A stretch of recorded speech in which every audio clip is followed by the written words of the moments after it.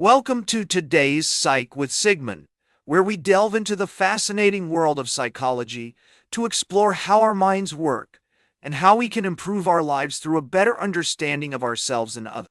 Today, we're going to talk about attribution theory, a fundamental concept in social psychology that helps explain how we interpret events and behaviors.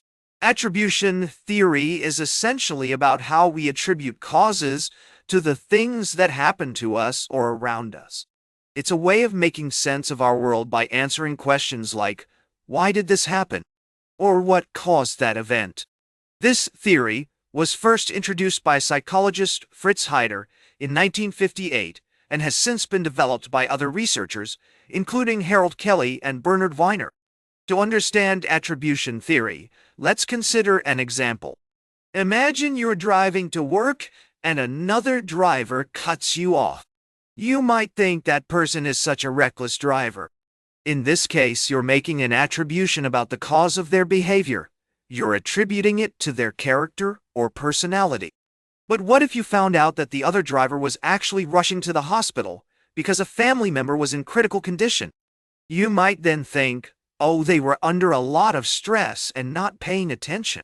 This distinction is crucial because it highlights two types of attributions, dispositional and situational.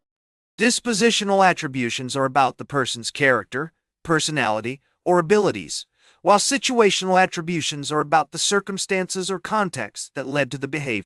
Research has shown that we tend to overestimate the role of dispositional factors and underestimate the impact of situational factors when making attribution. This is known as the fundamental attribution error. One of the key psychologists who contributed to our understanding of attribution theory is Harold Kelly, who developed the covariation model. According to this model, we make attributions based on three types of information: consensus, distinctiveness, and consistency. By considering these factors, we can form more accurate attributions about the causes of events. But attribution theory isn't just about understanding how we think. It also has practical applications.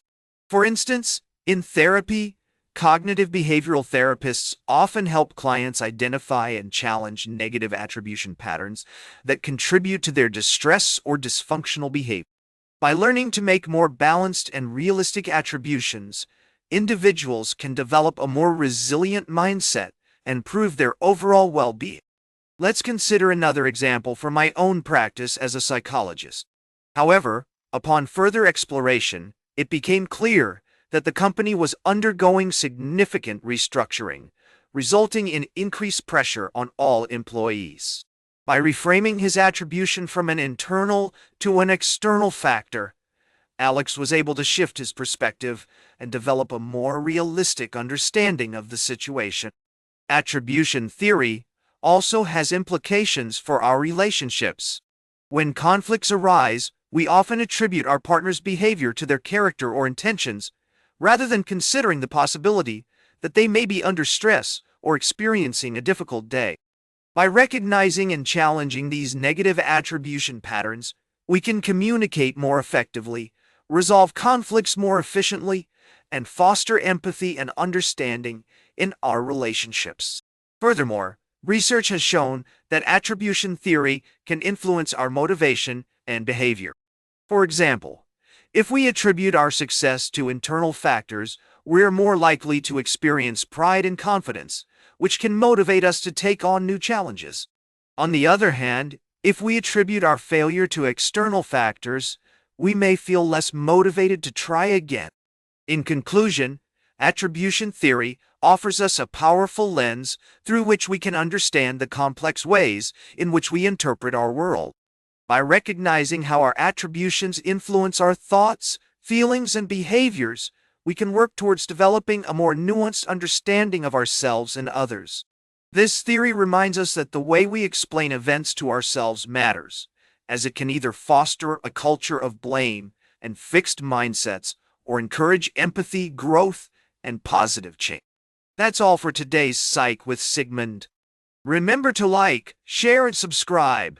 And until next time, may your ego find balance between pleasure and reality.